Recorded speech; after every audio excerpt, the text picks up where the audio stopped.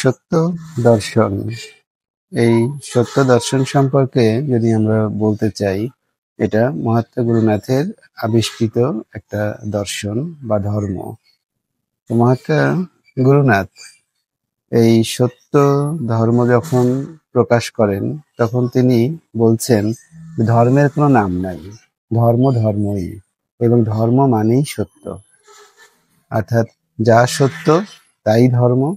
এই কারণে উনি এখানে বলতে চেয়েছেন যে ধর্মের কোনো নাম নাই, তবে যদি ধর্মের কোনো নাম দিতে হয় তাহলে সত্যর ব্যাপকতা সবচেয়ে বেশি। তাই উনি এটাকে নাম দিলেন সত্য ধর্ম। কিন্তু এই ধর্ম ওনার নিজের সৃষ্ট কোনো ধর্ম না। উনি একটা দিক দিক দেখিয়েছেন যে এই জগতে সবকিছুরই একটা একক রূপ আছে। যেমন বলা যায় যে স্রষ্টা এক। তো তিনি এই সৃষ্টির আগে আমরা যে দৃশ্যমান সৃষ্ট জগৎ দেখতেছি, এই দৃশ্যমান সৃষ্ট যে জগৎ, এই সৃষ্ট জগতের পূর্বে উনি একা ছিলেন। তাহলে উনি একা থেকে এই বিশ্ব ব্রহ্মাণ্ড সৃষ্টি করতে উনি চাইলেন। তাহলে কেন চাইলেন? এর উত্তরটাও মহাত্মা গুরুনাথ আবিষ্কার করে আমাদেরকে উপহার দিয়েছেন। তিনি দেখিয়েছেন স্রষ্টা আর কিছুই নন, তিনি অনন্ত অনন্ত অনন্ত গুণময়। অনন্ত অনন্ত অনন্ত গুণময়ই হচ্ছে স্রষ্টা। সেই অনন্ত গুণের মধ্যে প্রেম একটা গুণ, সুতরাং তিনি প্রেমময়। যেহেতু তিনি অনন্ত গুণময়, সুতরাং তিনি প্রেমময়। এবার মহাত্মা গুরুনাথ তার দর্শনের মধ্যে দেখিয়েছেন প্রেম গুণের ধর্ম দুইটা। তার মধ্যে একটা হলো এককে বহু করা, আর দ্বিতীয় ধর্ম হলো বহুকে এক করা। এই হলো সত্য দর্শনের মূল সূত্র। তাহলে এবার স্রষ্টার মধ্যে সেই গুণ আছে, তিনি এক ছিলেন। তাহলে প্রেম গুণের ধর্মই হলো এককে বহু করা, সুতরাং তিনি বহু হইতে চাইলেন। এই বহু হইতে চাওয়াটা, এটাকে তাহলে আমরা দুটো কারণে ব্যাখ্যা দিতে পারি। সেই দুইটা কারণ হলো, এক হলো যে প্রেম গুণের ধর্মই হলো এককে বহু করা। আবার তাহলে আমাদের প্রেম গুণের ধর্মই হলো যেহেতু এককে বহু করা, এটা যেমন এইটা, তাহলে স্রষ্টা সেই ইচ্ছাটা পূরণের জন্যই তিনি বহু হলেন। এই বহু হওয়ার জন্যই এই বিশ্ব ব্রহ্মাণ্ড সৃষ্টি। এবার প্রশ্ন আসতে পারে যে তিনি তো পূর্ণ, তাঁর আবার ইচ্ছা হলো কেন? এর উত্তর আবার মহাত্মা গুরুনাথ দিচ্ছেন যে ইচ্ছা আর ঈর্ষা এই দুটো শব্দ আলাদা। ইচ্ছা শব্দের অর্থ হলো, ইচ্ছা হলো একটা গুণ, স্রষ্টা যে অনন্ত গুণ, তার মধ্যে ইচ্ছা একটা শক্তি। এই ইচ্ছা শক্তি যদি স্রষ্টাতে না থাকে, তাহলে স্রষ্টাকে বলা যায় যে আরো অপূর্ণ। আর ঈর্ষা হলো পাইবার আকাঙ্ক্ষা। তাহলে এইটা হলো অপূর্ণতা, এটা হলো মানব আত্মার মধ্যে এটা আছে, ঈর্ষা। তিনি দেখিয়েছেন যে পার্থক্য বুঝিয়েছেন যে ইচ্ছা এবং ঈর্ষা দুটো ভিন্ন রূপ। তাহলে ইচ্ছা হলো পূর্ণ শক্তি, আর ঈর্ষা হলো পাইবার আকাঙ্ক্ষা। তাহলে স্রষ্টাতে এই ইচ্ছা থাকাতে অনেকে মনে করে স্রষ্টা অপূর্ণ, বলে এটা না, বরঞ্চ স্রষ্টার সত্তাকে আরো জানান দেয় যে তার ইচ্ছা শক্তি আছে। নতুবা তাকে একটা কেমন জড় বস্তুর মতো মনে হয়। তিনি জড় বস্তু না, তিনি অনন্ত গুণের আধার। তো সেই অনন্ত গুণের আর মিলেই তো স্রষ্টা। তাহলে এবার এই সৃষ্টি রহস্যটা কি এসে দাঁড়ালো? তাহলে মহাত্মা গুরুনাথ দর্শনে দেখিয়েছেন সৃষ্টি রহস্যটাই হলো এই প্রেম গুণে তিনি বহু হতে চাইলেন। এবার তিনি বহু হলেন কিভাবে? এই বহু হওয়ার জন্যই তিনি এই বিশ্ব, সংক্ষেপে বলতেছি, এই সৃষ্টি প্রকরণে মহাত্মা গুরুনাথ এটার বিস্তারিত তথ্য দিয়েছেন। সেটা পড়লে যদি বলা যায়, সেটা কিন্তু আমি বলতে পারবো, কিন্তু যেহেতু সময় কম তাই আমি সংক্ষেপে চলে যাচ্ছি। যে তিনি এক কথায় বললাম যে এই বিশ্ব ব্রহ্মাণ্ড, এই জড়ীয় জগৎ সৃষ্টি করলেন। এবার বহু হওয়ার জন্যে কি করলেন? এই জড়ীয় যে জগৎটা, এই জড়ীয় জগতে এবার দেহ সৃষ্টি করলেন। প্রথমে জগৎ সৃষ্টি করলেন, তারপরে দেহ সৃষ্টি করলেন। এবার কিভাবে করলেন আমি সেটুকু কিন্তু দর্শন থেকে না বলে চলে যাচ্ছি, কারণ তাহলে অনেক বড় হয়ে যাবে এই ভিডিওটা। তাহলে তিনি জীব দেহ সৃষ্টি করলেন। এই জীব দেহ বলতে সমস্ত, শুধুমাত্র মানব দেহ না, সমস্ত বৃক্ষ, গুল্ম, লতা, প্রাণী সহ মানুষ, এই জীব দেহ সৃষ্টি করলেন। তাহলে এবার তিনি কেমন ভাবে বহু হলেন, তাহলে এবার একটু চিন্তা করেন। মহাত্মা গুরুনাথ দেখিয়েছেন যে এই প্রত্যেকটা জীব, জগতে যত জীব আছে, তৃণ থেকে শুরু করে যত জীব আছে, যত জীব দেহ আছে, সব দেহের মধ্যে এবার স্রষ্টার এক একটা ক্ষুদ্র অংশ তিনি সংযুক্ত করে তাতে প্রাণ সঞ্চার করে দিলেন।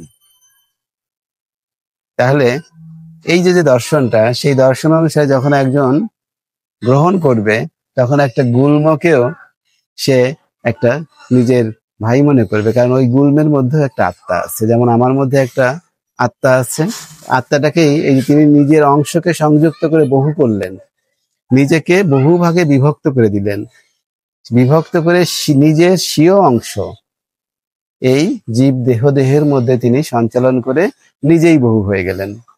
তাহলে জীবাত্মা আর কিছুই না, স্রষ্টারই একটা অংশ। কিন্তু সেই অংশটা গুরুদেব দর্শন দিয়ে দেখিয়েছেন এমন ভাবে যে বিচ্ছিন্ন বধ, কিন্তু আসলে বিচ্ছিন্ন না।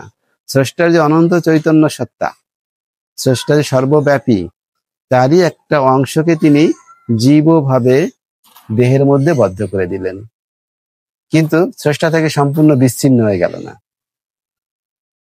তাহলে এই যে জীবভাবে বদ্ধ করে দিলেন, এবং এটার ধর্ম কি? প্রেম থেকে কিন্তু তিনি বহু হলেন। প্রেম গুণের প্রভাবেই তিনি নিজেকে বহু করলেন, প্রেম গুণের প্রভাবে। এবার বহু করার পরে এবার যে বিষয়গুলো ঘটা শুরু করলো, সেটা হলো যে আমরা এখন সৃষ্টিতে সবাই চলে আসছি, এবং জীবভাবে বর্ধমানে আমাদেরকে বিভিন্ন পাশে এই দেহকে রাখতে গেলে, যেমন যেহেতু আত্মা সূক্ষ্ম, সুতরাং রাখতে গেলে এর বন্ধন গুলাও সূক্ষ্ম। আর স্থলে যখন, যেমন একটা গরুকে যদি বেঁধে রাখতে হয়, তাহলে তাকে দড়ি দিয়ে বেঁধে রাখতে হয়, এবং সেই দড়িটা যারা আগে তৈরি করতো, তিন গুণকে পাকিয়ে কিন্তু সুন্দর দড়ি তৈরি করতো। তাহলে এখানেও এই স্রষ্টাও আমাদেরকে সেই ত্রিগুণে বেঁধে দিয়েছেন, কিন্তু সেই ত্রিগুণটা সূক্ষ্ম। সেই ত্রিগুণটাকে বলা হয় সত্য, রজ এবং তম। এই সত্য তো একটা সাত্বিক অবস্থা, এবং রজ এবং তমর আন্ডারেই আরো অনেক বন্ধন তৈরি হয়ে গেছে, যেমন কাম, ক্রোধ, লোভ, মোহ, মদ, মাৎসর্য। কাম বলতে কামনা। তাহলে আমাদের মধ্যে কামনা সৃষ্টি করে দিছে বলেই আমরা কিন্তু এই পৃথিবীতে এত কিছু পেতে চাই, কামনা করি। ধন থেকে শুরু করে বহু কিছু আমরা কামনা করি এই স্রষ্টাকে এই কাম দিয়ে। এগুলো কিন্তু বন্ধন। ক্রোধ, রাগ থাকলে দেখা যায় যে আমরা এই সত্য জিনিসটাকে, যে সবকিছু, এই যে আমি যে ব্যাখ্যাটা দিলাম যে সবকিছু সত্যময়, স্রষ্টা, আসলে কিন্তু তাহলে কি দাঁড়ালো?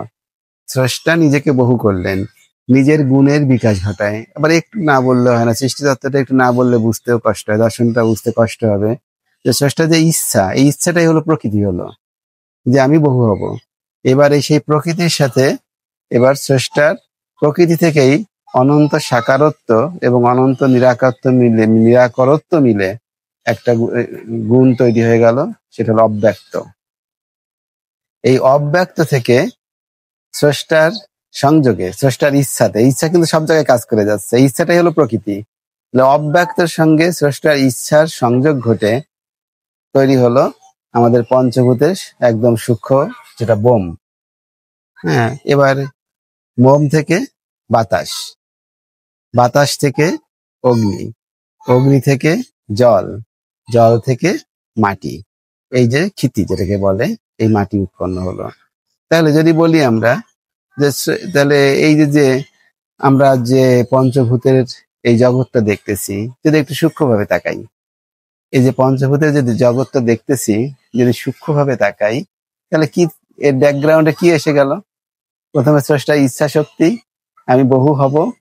এই যে ইচ্ছা শক্তি থেকে অব্যক্ত নামক একটা গুণের উৎপত্তি হলো, সেই গুণের থেকে এই যে পঞ্চভূত তৈরি হলো।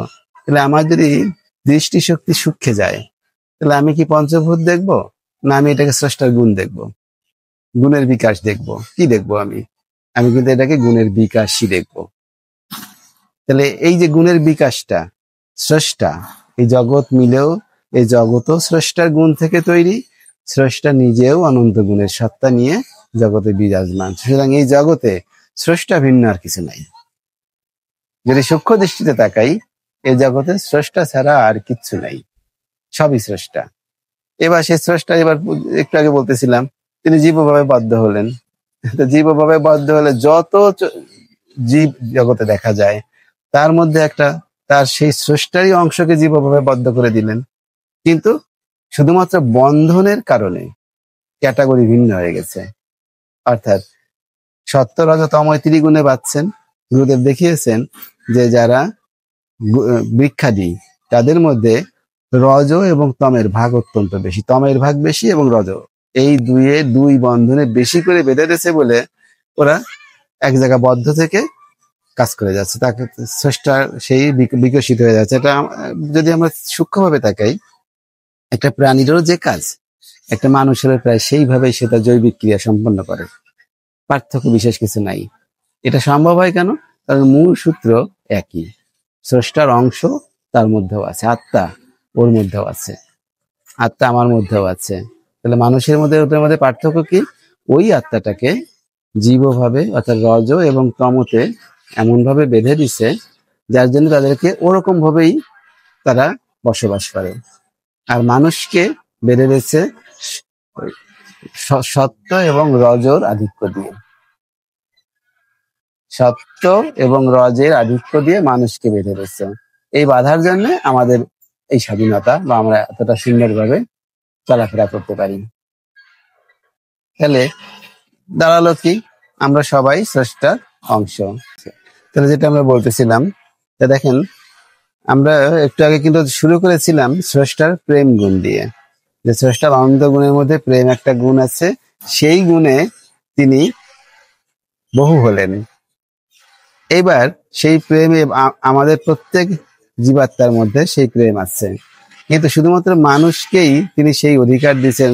এই জগতে যত সৃষ্টি, সব সৃষ্টির উদ্দেশ্য হলো মানব সৃষ্টি, কারণ এই মানবের মাধ্যমেই তিনি আসলে প্রকৃত কাজটা করতে চাইছেন। একটু আগে যেমন বলতেছিলাম যে প্রেম গুণে তিনি হলেন, বহু হলেন, আবার তিনি আর একবারও মহাত্মা গুণার দেখিয়েছেন যে এই ইচ্ছাটা আর একটা কারণ আছে, তার যে অনন্ত গুণ আছে, কোন গুণের সন্তানেরা বা কোন গুণ বিশেষ করে যখন বিভক্ত করে দিলেন, যদি বহু হলেন, তাহলে সেই অংশসমূহ কোন গুণে সব থেকে বেশি তন্ময় হতে পারে, অথবা স্রষ্টার যত গুণ আছে তার মধ্যে কোন গুণটা আধিক্য বেশি, বা আধিক্য না, কোন গুণের মহিমা বেশি, এটা তিনি জানেন।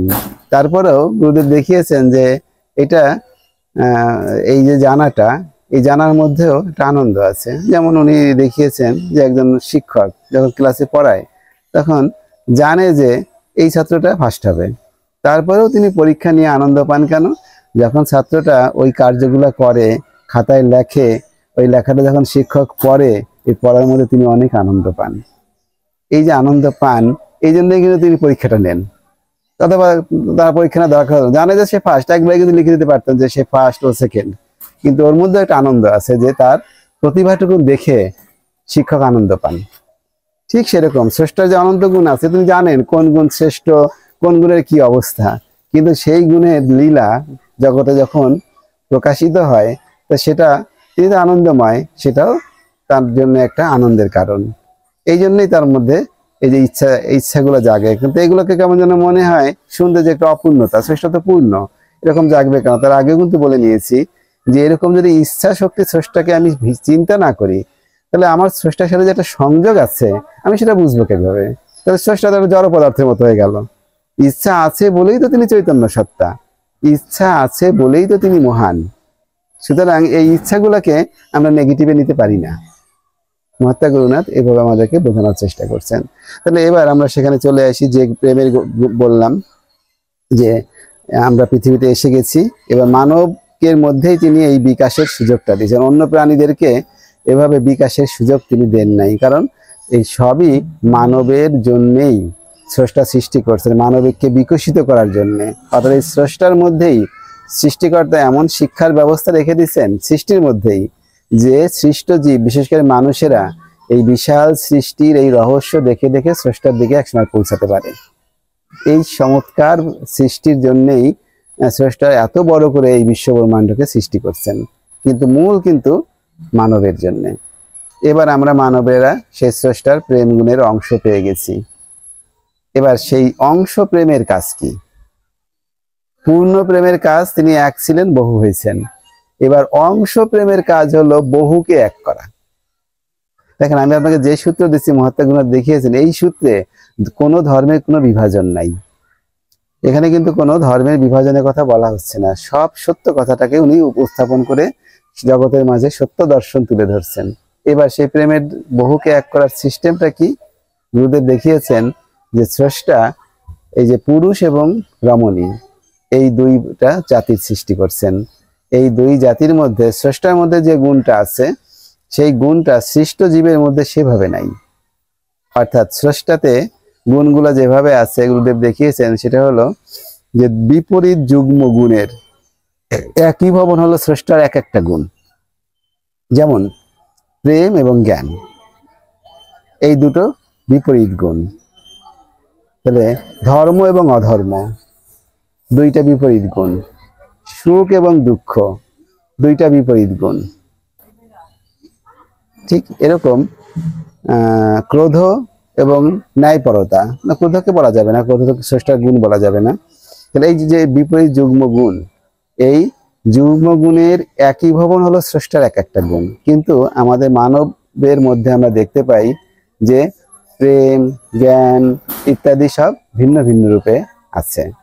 তাহলে গুরুদেব দেখিয়েছেন যে এই দুটো গুণের মধ্যে, যেমন প্রেম এবং জ্ঞান, এই দুটোর মধ্যে একটা কোমল গুণ এবং আর একটা কঠোর গুণ। প্রেমটা হলো কোমল গুণ আর জ্ঞানটা হলো কঠোর গুণ। ঠিক সেরকম ভাবে এই যে বিপরীত যে গুণগুলা, সেই বিপরীত গুণগুলার মধ্যে যে কোমল গুণসমূহ, কোমল গুণসমূহের আধিক্য দিয়ে নারী জাতির উৎপত্তি। সবার মধ্যে সব গুণ আছে, স্রষ্টাতে যত গুণ, সব গুণ কিন্তু প্রত্যেক আত্মাতে আছে। যেমন মানব আত্মাতে আছে, প্রত্যেকটা বৃক্ষলতা সহ প্রত্যেকটা আত্মাতে আছে। কিন্তু গুণের প্রকাশটা মানবের মধ্যে ঘটবে, কিন্তু বৃক্ষলতা গুল্মের মধ্যে সেটা ওভাবে ঘটবে না। তাহলে এবার কি দাঁড়ালো? আমরা যেটা বলছিলাম সে বলার মধ্যে এসে দাঁড়ালো যে মানবের যে বিপরীত যুগ্ম গুণ, এই বিপরীত যুগ্ম গুণ স্রষ্টার এক একটা গুণ। তাহলে এবার মানবের মধ্যে আমরা সেই গুণগুলো ভিন্ন আকারে পাচ্ছি। এবার প্রেমের ধর্ম হলো, আমি একটা পুরুষ, আমার মধ্যে কঠোর গুণের আধিক্য বেশি, তাহলে জ্ঞানের আধিক্য আমার মধ্যে বেশি। আর একটা মেয়ের মধ্যে প্রেমের আধিক্য বেশি। এরকম ভাবে যে কোমল গুণগুলো আছে। এবার একজন যখন দম্পতি, এবার দম্পতি এসে গেল, গুরুদেব দেখিয়েছেন যে এই দাম্পত্য প্রেমই আমাদেরকে এই একই ভবনের হলো মূল রাস্তা। তাহলে সেক্ষেত্রে একটা পুরুষ একটা রমণীকে অবলম্বন করে তার যে গুণের ঘাটতি আছে, অর্থাৎ তার মধ্যে কোমল গুণের আধিক্য আছে, তখন সেই কোমল গুণসমূহ যে আধিক্য আছে তার সংস্পর্শে এসে কোমল গুণসমূহ পুরুষ লাভ করবে। বিবাহে দেখেন মূল উদ্দেশ্য মহাত্মা গুরুনাথ দেখিয়েছেন এই লজিকটা। এবার একটা মহিলা কি করবে, একটা নারী কি করবে, একটা পুরুষের সংস্পর্শে এসে তার মধ্যে যে কঠোর গুণগুলা আছে, সেই কঠোর গুণগুলাকে সে আয়ত্ত করার চেষ্টা করবে, চেষ্টা করে নিজের মধ্যে নেওয়ার চেষ্টা করবে। চেষ্টা করলে তখন যেমন প্রেম এবং জ্ঞান, এই দুটো জ্ঞান যখন একত্রে মিশবে, তখন আমি স্রষ্টার সেই যে একতম গুণ, সেই একতম গুণকে আমি অনুভবের ক্ষমতা অর্জন করব। এখন এই কথাগুলা আসলে একটু কেমন যেন মনে হয়, যেটা বিষয়টা কেমন, কিন্তু মহাত্মা গুরুনাথ দেখিয়েছেন যে এই যে যে কথাগুলো বলা হচ্ছে, এই কথাগুলা অপার্থিব। এই অপার্থিব শব্দের অর্থ হলো, আমরা যতক্ষণ এই যে একটু আগে বলতেছিলাম যে আমাদেরকে বন্ধনে বেঁধে দিয়েছে, কাম, ক্রোধ, লোভ, মোহ, মদ, মাৎসর্য ইত্যাদি বন্ধনে, এই বন্ধন থেকে আমরা যদি মুক্ত হতে না পারি, তাহলে আমরা আমার এই প্রেম এবং জ্ঞান মিশে কি হচ্ছে, আমি এর মধ্যে কি পরিবর্তন ঘটতেছে, আমি কিছুই বুঝতে পারবো না। এই জন্য বলা হয়েছে বিষয়টা অপার্থিব।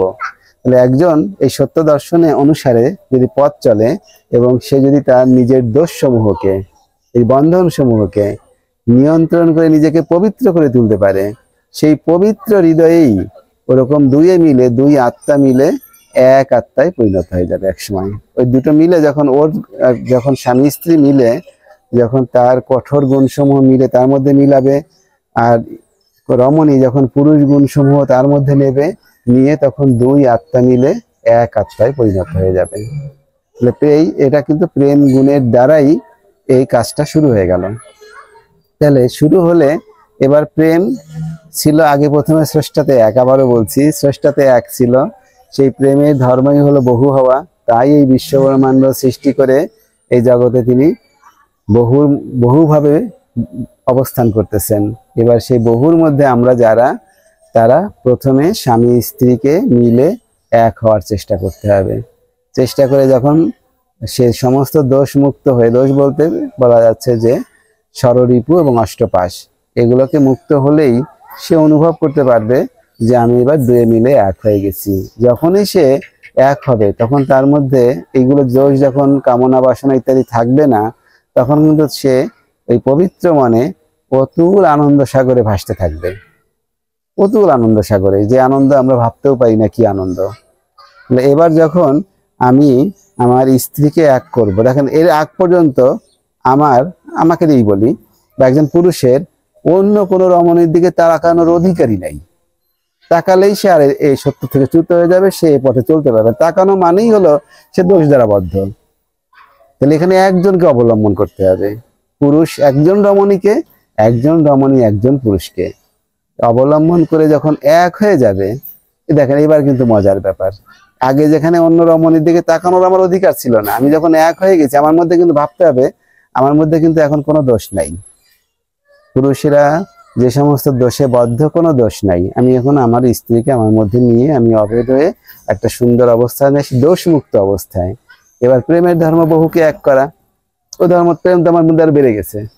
আমি যখনই একজনকে এক করেছি আমার মধ্যে বেড়ে গেছে, তখন আমি খোঁজ করব যে আমার স্ত্রীর সমতুল আর কোন মহিলা আছে, সেই মহিলার কে আমি এবার আমার মধ্যে, তাকে আমি আমার অন্তর্গত করবো, কিন্তু সেই মহিলা জানতেও পারবে না। এই হলো মজাটা। তখন সেই মহিলা জানতেও পারবে না যে আমাকে উনি অভেদ করতেছে, কিন্তু যে অভেদ করতেছে সে জানতেছে যে আমি, এটা তার সেই ক্ষমতা জন্মে যায়। তখন সে 3কে এক করলো, 4কে এক করলো, 5কে এক করলো, এরকম ভাবে একসময় সমস্ত রমণী কুলকে সে তার মধ্যে নিয়ে নিল, এক হয়ে গেল। এই যে প্রেম, কিন্তু প্রেমের গুণে সব এক করা শুরু করছে। এবার সে পুরুষকে ধরা শুরু করবে, ওই ক্ষমতা বলে, তখন কিন্তু তার ওইটা ক্ষমতা জন্মাবে। তখন তার সমগুণ সম্পন্ন পুরুষদেরকেও সে এক করার চেষ্টা করবে, তার মধ্যে নেওয়ার চেষ্টা করবে। একসময় দেখা যাবে যে তিনি যদি এই পৃথিবীতে আছেন, পৃথিবীর সমস্ত নরনারীকে তার মধ্যে নিয়ে এনেছেন। সমস্ত নরনারী মিলে সে এক সত্তা মনে করতেছে। একে বলা হয় অভেদ জ্ঞান। এই অভেদ জ্ঞানের দর্শন মহাত্মা গুরুনাথ জগতে প্রকাশ করছেন। এই সময় এই সাধকের শক্তি বলা যায় যে সীমা নাই। তখন এরকম একজন সাধককে আমাদের হিন্দু শাস্ত্রে ভুলবশত অনেকেই স্রষ্টা বলে ফেলেন, তখন তার শক্তির সীমা থাকে না। তিনি আনন্দিত হলে যাকে যাকে তারা অন্তর্গত করছেন সবাই আনন্দিত হন। এরকম ভাবে যে মহান অবস্থা, যেমন এর একটা ব্যাখ্যাও দেয়া যায় একটু রসিকতার সারে, যে আমাদের হিন্দু ধর্মে দেখা যায় শ্রীকৃষ্ণ কাছে একজন মজা করে বলতেছিলেন যে তোমার তো অনেকগুলো স্ত্রী, তুমি আমাকে একটা স্ত্রী দাও। তখন সে মজা করে তখন শ্রীকৃষ্ণ বলছিলেন, ঠিক আছে তোমার কথা আমি মেনে নেব, তুমি আমার যতগুলো ঘর আছে ঘরে এক একটা স্ত্রী আছে, জাস্ট শেখানোর জন্য তুমি যাও, যে ঘরে আমাকে দেখবে না সেই স্ত্রীটাকে তুমি নিয়ে নিও। এবার তিনি প্রথমে এক ঘরে গেছে, যে দেখে সেখানে শ্রীকৃষ্ণ আছে। দৌড় দিয়ে আর এক ঘরে গেছে, দেখে সেখানে শ্রীকৃষ্ণ আছে। আর এক ঘরে গেছে, সেখানে শ্রীকৃষ্ণ আছে। তার মানে এটা হলো সেই অভেদ জ্ঞানের খেলা। এখন এইগুলা হিন্দু ধর্মে এই যে খেলাগুলা, এই খেলাগুলার মূল রহস্য উন্মোচন করতে পারে নাই, কিন্তু মহাত্মা গুরুনাথ এটাকে উন্মোচন করে জগতে উপহার দিয়েছেন, যে এইগুলাই হলো এই প্রেমের উন্নত ভাবের অভেদ অবস্থাতে তিনি এই স্ত্রী সবগুলোকে তার অন্তর্গত করে এমন ভাবে রেখেছেন যে তখন তার ওই শক্তি জন্মায়, সবসময় তার কাছে থাকার শক্তি জন্মায়। এমনকি তখন নিজে আত্মার অসীমত্ব গুণ বলে, সেটাকে একটা গুণ আছে, আত্মার অসীমত্ব গুণ হলে তিনি একসঙ্গে বহু জায়গায় থাকতে পারেন। এই গুণটার নাম বলা হয়েছে আত্মার অসীমত্ব গুণ। যেমন আমাদের গুরুদেব একদিন বলতেছিলেন যে এই গুণটা আমি অর্জন করেছি শুধুমাত্র সৎসতীদের রক্ষার জন্য বা সৎসতীদের জন্য, এটা আমার নিজের জন্য করি নাই। অর্থাৎ তারা অনেক সৎসতী যাদেরকে উনি দীক্ষিত করতেছেন তাদেরকে ওনার দায়িত্ব আছে, সেই দায়িত্ব পালনের জন্য ওনাকে এই অসীমত্ব গুণটাকে অর্জন করতে হয়েছে, যাতে উনি একসঙ্গে সবার সঙ্গে থাকতে পারেন। তাহলে আমরা জানিয়ে শুরু করেছিলাম, সেই শুরুটা হলো প্রেমের ধর্ম হলো সত্য দর্শন, যেটাকে নতুন ভাবে জগতে প্রকাশ করতেছে। নতুন ভাবে বলবো যে এইভাবে এই দর্শন জগতে আগে প্রকাশিত হয় নাই, কিন্তু দর্শন ছিল। কারণ স্রষ্টা একের সঙ্গে সঙ্গে স্রষ্টার এই যে পথটা বললাম, তার পাওয়ার পথ, এই গুণের যে বিকাশটা, এও কিন্তু সেই একই সঙ্গে সৃষ্টি হয়ে গেছে। সুতরাং পাওয়ার পথটা একইভাবে আছে। তিনি শুধুমাত্র জগতের সামনে সত্যটাকে আবিষ্কার করে উপস্থাপন করছেন, যে এই হলো আমাদের সব ধর্মের মূল কথা হওয়া উচিত, যে আমরা এরকম ভাবে বহু থেকে স্রষ্টা এক থেকে বহু হয়েছেন, এবার আমরা এক থেকে এরকম ক্রমশ বহুকে এক করে করে আমি নিজেকে বড় করব। যেমন ভগ্নাংশ একটার সাথে আর একটা যোগ করলে কিন্তু বড় হয়, গুণ করলে কিন্তু ছোট হয়। তাহলে আমাকে যোগ করতে হবে, আমি একটা ভগ্নাংশ, স্রষ্টার একটা অংশ মানে ভগ্নাংশ, তাহলে আমাকে আর একটা যদি আমি আমার সাথে যুক্ত করতে পারি আমি একটু বড় হব, আর একটাকে যুক্ত করলে আর একটু বড় হব, আর একটাকে করলে আর একটু, কিন্তু কখনো স্রষ্টার সমান হতে পারবো না। কারণ স্রষ্টা অনন্ত গুণের, বললাম বিপরীত যুগ্ম গুণের গুণ হলো স্রষ্টার একটা গুণ। এবার এরকম অনন্ত যুগ্ম গুণকে একসাথে মিশে গেলে যা হয় স্রষ্টা তাই।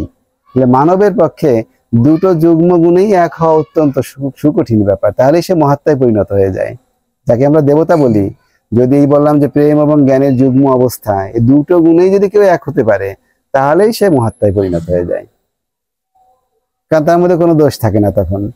তাহলে এরকম ভাবে যতই সে যুগ্ম গুণে অধিকারী হোক না কেন, একজন মানবাত্মা যতই হোক না কেন, কিন্তু স্রষ্টা তো অনন্ত, এরকম অনন্ত যুগ্ম গুণের একত্ব, এই জন্য স্রষ্টা সমান কখনো হতে পারবে না। যেমন মহাত্মা গুরুনাথ উনি নিজের কবিতাতেই দেখিয়েছেন যে এই বিশ্বে যা কিছু আছে সবকিছুই আমি, এই বিশ্বে যা কিছু আছে সবকিছুই আমি। তাহলে এর অর্থ হলো কি, তিনি সমস্ত বিশ্বকেই অন্তর্গত করে রেখে দিচ্ছেন, অর্থাৎ তিনি এই প্রেম গুণের এমন অবস্থায় উন্নীত হয়েছেন যে সমস্ত জগৎকে তারা অন্তর্গত করে রেখে দিয়েছেন।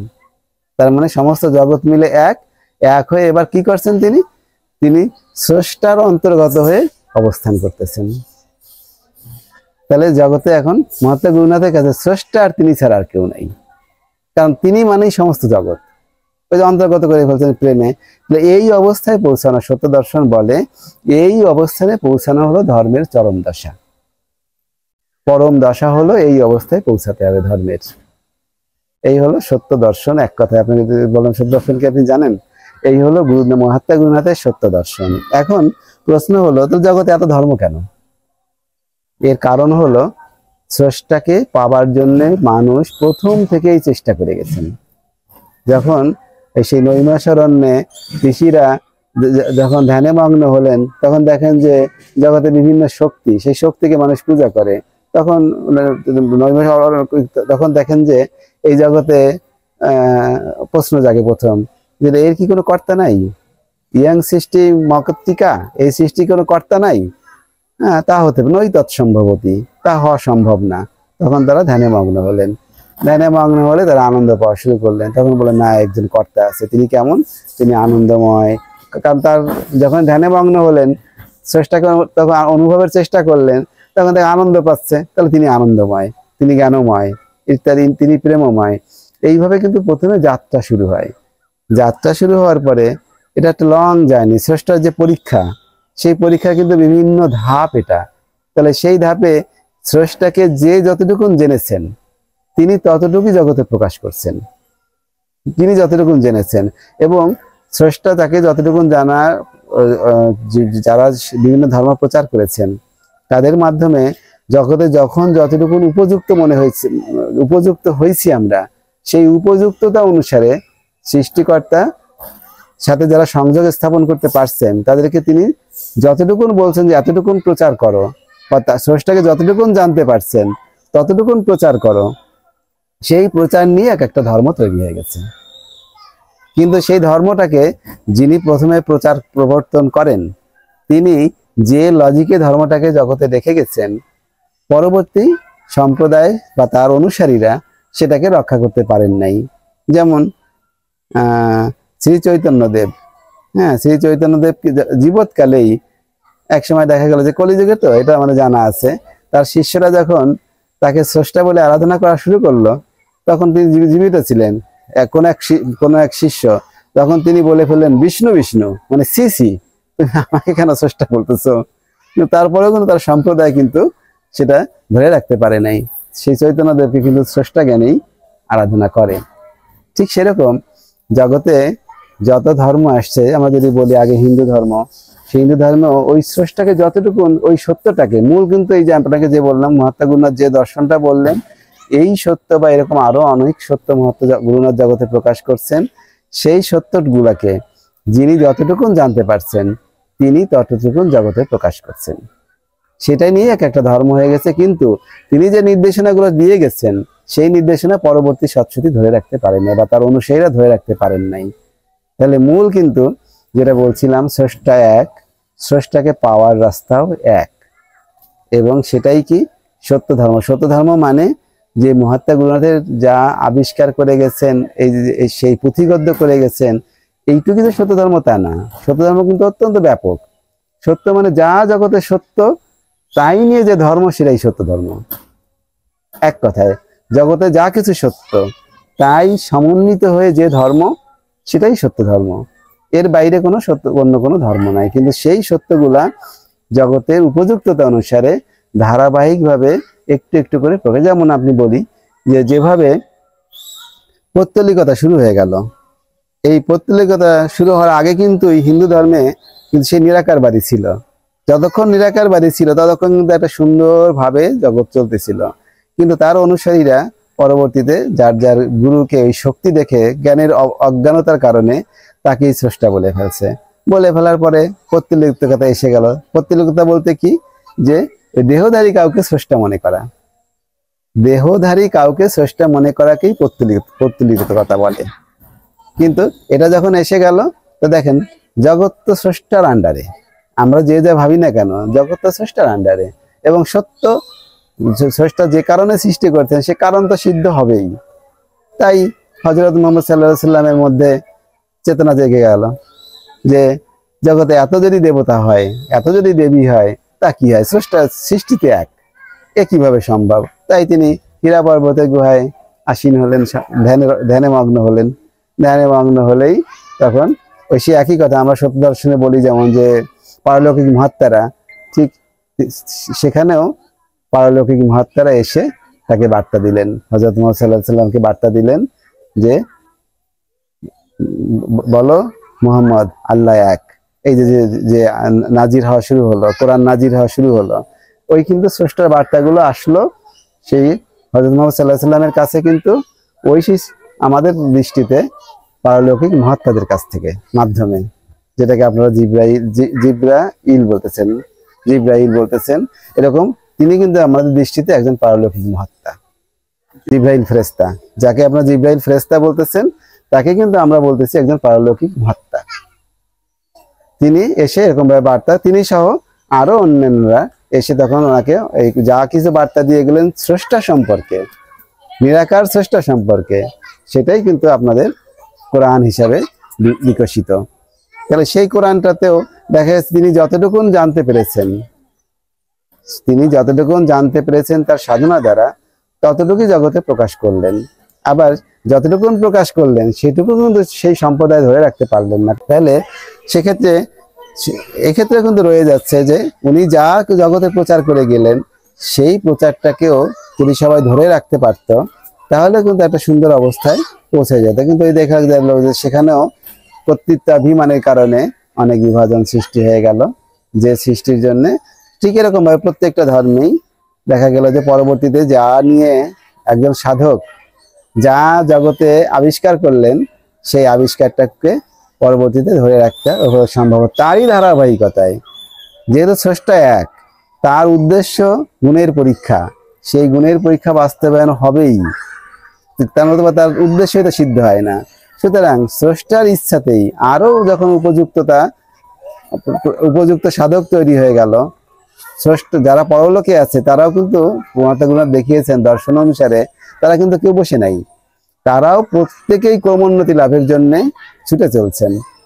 ঠিক যখন আরো জগৎ উপযুক্ত হলো, তখন মহাত্মা গুরুনাথ পৃথিবীতে আসলেন পারলৌকিক মহাত্মাদের প্রোগ্রামেই এসে, এবার সত্যটাকে তিনি জগতে আরো বেশিভাবে আবিষ্কার করে স্রষ্টার নির্দেশে এবার জগতে স্রষ্টাকে পাওয়ার রাস্তা প্রকাশ করলেন। এই যে প্রকাশ করলেন, এটাই মহাত্মা গুরুনাথের যেভাবে যা করলে হবে গুণের চর্চা। যেহেতু স্রষ্টা অনন্ত গুণময়, আমরা আত্মারাও অনন্ত গুণময়, শুধু আমাদের মধ্যে ক্ষুদ্র আকারে, স্রষ্টাতে পূর্ণ আকারে। তাহলে এই ক্ষুদ্র আমাকে আত্মাকে বড় করা মানেই হলো গুণের বিকাশ করা। এই গুণকে বিকশিত করলেই আমি বড় হতে থাকবো, বড় হয়ে স্রষ্টার দিকে আমি যেতে থাকবো। এই যে পথ, সেই পথটা অনন্তকালের পথ। এবং তিনি দেখিয়েছেন যে আমাদের মানব জন্ম এই একটা দেহ নিয়েই আমরা না, আমাদের মৃত্যুর পরে আমরা যে জগতে যাব, আমাদের আত্মা অনুসারে, গুণ অনুসারে আমরা এক একটা জগতে যাব, সেখানে সেই জগৎ উপযোগী এক একটা দেহ আমরা লাভ করব। আমি যখন স্থূলতম দেহ ত্যাগ করব, স্থূলতম দেহ ত্যাগের সঙ্গে সঙ্গে আমার আত্মাটা কিন্তু শূন্যে উড়ে যাচ্ছে না। আমার গুণের অবস্থা অনুসারে আমার জন্য জগৎ তৈরি আছে, সেই জগতে আমি পৌঁছাবো। সেই জগতে পৌঁছানোর পরে সেই জগৎ উপযুক্ত, যেমন স্থূলতম দেহে এই জগতের উপযুক্ত দেহ আমি এখন ধারণ করে আছি, আমি যে জগতে যাব সেই দেহের জগৎ, আমি সেই জগতের দেহ আমি লাভ করে সেখানে আমি অবস্থান করব। আমি যদি সেখানে অবস্থান করার পরে আরো গুণ অর্জন করি, তার থেকে উন্নত যে জগৎ আছে সেই জগতে আমি যেতে পারবো, এবং সেখানে যখন যাব তখন সেই জগতের উপযোগী আমি একটা দেহ লাভ করব। এরকম ভাবে আমি ক্রমশ যত উন্নতি লাভ করতে থাকবো, তত ঊর্ধ্বলোকে আমি যেতে থাকবো। এইভাবেই আমাদের জীবন অনন্তকাল চলমান, আমাদের জীবনের কোনো পরিসমাপ্তি নাই। স্রষ্টাতে যখন, যেমন মহাত্মা গুরুনাথ এখন স্রষ্টাতে সংযোগ, স্রষ্টার অন্তর্গত হয়ে পৃথিবীতে জগতে অবস্থান করতেছেন, তারপরেও কিন্তু তার অস্তিত্ব আছে। মহাত্মা গুরুনাথের অস্তিত্ব আছে, এবং তিনি দেহ নিয়েই বিরাজমান, ওই উপযুক্ত একটা দেহ নিয়েই তিনি জগতে বিরাজমান। কিন্তু শুধুমাত্র স্রষ্টার কোনো দেহ নাই, যেহেতু তিনি পূর্ণ, তার কোনো দেহ নাই। কিন্তু যত সৃষ্ট আত্মা প্রত্যেকের দেহ আছে, এবং যে জগতে অবস্থান করবে সেই জগৎ উপযোগী একটা দেহ তিনি লাভ করবেন। এই হলো সত্য দর্শন। সত্য দর্শনের সংক্ষিপ্ত বর্ণনা। যদি আপনি পরবর্তীতে আরো বিস্তারিত জানতে চান, আপনাকে আরো বিস্তারিত জানাবো। এবার আপনার যে মূল প্রশ্ন, সেই মূল প্রশ্নে যাই। সত্য দর্শনে মহাত্মা গুরুনাথ যে গুণের বিষয়টা দিলেন, সেই গুণের বিষয়টা থাকার পরেও আমাদের মধ্যে